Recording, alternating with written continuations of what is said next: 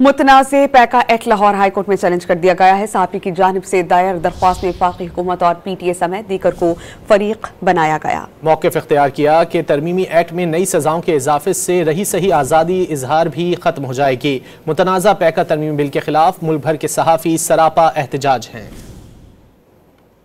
متنازع پیکا ترمیمی ایکٹ 2025 کے خلاف عدالت کا دروازہ کھٹکھٹا دیا گیا۔ صحافی جعفر بن یار نے ایکٹ کو لاہور ہائی کورٹ میں چیلنج کر دیا۔ وکیل ندیم سرور کے توسط سے دائر درخواست میں وفاقی حکومت، پی ٹی اے سمیت دیگر کو فریق بنایا گیا ہے۔ درخواست میں موقع اختیار کیا گیا ہے کہ گزشتہ ہفتے قومی اسمبلی نے پیکا ترمیم سے متعلق بل منظور کیا۔ ترمیمی ایکٹ میں نئی سزاؤں کے اضافے سے رہی سہی آزادی اظہار بھی ختم ہو جائے گی۔ یہ بل متعلقہ اسٹیک ہولڈرز اور صحافتی تنظیموں کی مشاورت کے بغیر لایا گیا۔ پیکا ترمیمی بل کی منظوری سے آئین میں دی گئی آزادی اظہار شدید متاثر ہوگی۔ دوسری جانب ملک بھر کے صحافی متنازع پیکا ترمیمی بل کے خلاف سراپا احتجاج ہیں۔ گزشتہ روز Pakistan federal union of journalist کے تحت لاہور، اسلام آباد، کراچی، پشاور اور کوئٹہ سمیت دیگر چھوٹے بڑے شہروں میں مظاہرے کیے گئے اور پیکا ایکٹ نامنظور کے نعرے لگائے گئے۔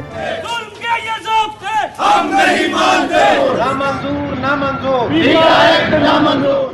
پی ایف یو جے کے صدر افضل بٹ نے متنازع بل کو آزادی صحافت پر حملہ قرار دیا۔ واضح کیا کہ حکومت کو اندازہ نہیں ہے کہ یہ کیا کھیل کھیلنے جا رہی ہے۔ صحافیوں نے بل فوری طور پر واپس لینے کا مطالبہ کیا۔ کراچی پریس کلب کے باہر احتجاج میں بڑی تعداد میں صحافیوں نے شرکت کی۔ سینئر صحافی مظہر عباس نے باور کرایا کہ یہ ایکٹ صحافیوں کے خلاف نہیں بلکہ سچ بولنے والوں کے خلاف ہے۔